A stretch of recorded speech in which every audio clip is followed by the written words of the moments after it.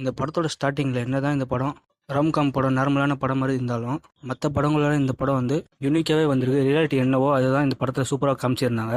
அந்த way of writing இந்த படத்தில் ரொம்ப நல்லாவே ஒர்க் ஆகிருக்குன்னு தான் சொல்லணும்.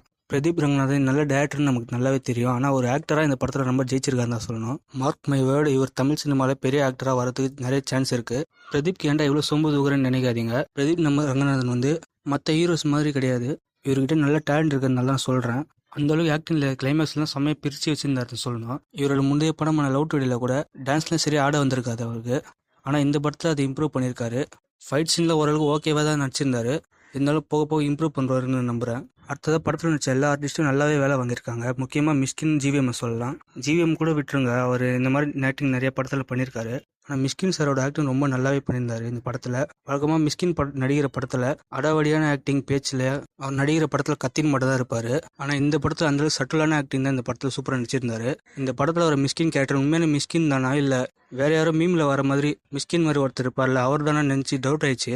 இந்த அளவுக்கு சட்டிலான ஆக்டிங் மிஸ்கின் கிட்ட நான் பார்த்ததே இல்லை, எதிர்பார்க்கவும் கிடையாது. மிஸ்கினோட ஆக்டிடியூடு சுத்தமாக எனக்கு பிடிக்காது. ஆனால் இந்த படத்தில் கம்ப்ளீட்டாக வேற ஆளாவே மாறி நிற்கிறாங்க தான் சொல்லணும். அண்ட் ஜிவிஎம்மும் ஒரு கேரக்டர் நல்லாவே பண்ணியிருந்தாரு. அடுத்த படத்தில் வர 2 ஹீரோயின் சூப்பராக நடிச்சிருந்தாங்க. அவங்களுக்கும் படத்தில் நல்ல இம்பார்ட்டன்ஸ் கொடுத்து நல்ல கேரக்டராக எழுதியிருந்தாங்க. படத்தில் சாங்ஸ் பொறுத்த வரைக்கும் லியோன் ஜேம்ஸுங்கிறவர் தான் மியூசிக் பண்ணியிருக்காரு. இப்போ தான் ஒரு இன்ட்ரடியூஸ் ஆகிறதுனால அவர் மன்னிச்சு விட்டுடலாம். சாங்ஸும் அந்தளவுக்கு எடுப்படலை. சினிமாட்டோகிராஃபி, எடிட்டிங்லாம் பார்க்கும்போது லவ் டுடே படத்தில் எந்த மாதிரியான எஃபெக்ட் இருந்ததோ அதே எஃபெக்ட் தான் இந்த படத்தில் ரீக்ரியேட் பண்ணியிருக்காங்க. லவ் டுடேல அந்த எடிட்டிங் நல்லா ஒர்க் ஆச்சு. ஆனாலும் இந்த படத்தில் கொஞ்சம் ஹெவி டோஸ் பண்ணாங்கன்னா டிஞ்சாவே ஃபீல் ஆகிருக்கும். அதனால தப்பு பண்ணதுனால தப்பிச்சாங்க. படத்தோட ஃபர்ஸ்ட் ஹாஃபில் நார்மலான ஒரு உதவித்தனமான ஒரு ஹீரோ, அவர் கூட இருக்கிற 4 ஃப்ரெண்ட்ஸ், இந்த மாதிரி கதைகள் நிறைய எத்தக்கச்சக்க படம் வந்திருக்கும். இப்படி இருக்கும்போது இந்த படம் செகண்ட் ஹாஃபில் திருப்பி போடுது. அப்படியே முக்கியமாக இந்த படம் இந்த மாதிரி யூனிக்காக இருக்கும்னு எதிர்பார்க்கவே இல்லை. செகண்ட் ஹாஃப்ல புதுசான ஒரு சஸ்பென்ஸ் ஓப்பன் பண்ணி அந்த இடத்துலேருந்து கதையே மாறிடுச்சு. அதெல்லாம் சூப்பராகவே ஒர்க் ஆயிருந்தது.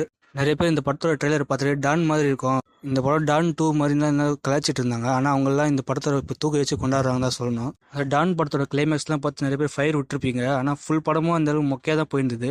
அந்த படம் மாதிரிலாம் எதுவுமே ஏமாத்தாமல் ஜென்யூனான ஸ்க்ரீன் பிளே இந்த படத்தை எடுத்திருக்காங்க. படத்தோட கிளைமேக்ஸ் அந்த அளவுக்கு சூப்பர் இம்பாக்ட்ஃபுல்லாக இருக்கும்.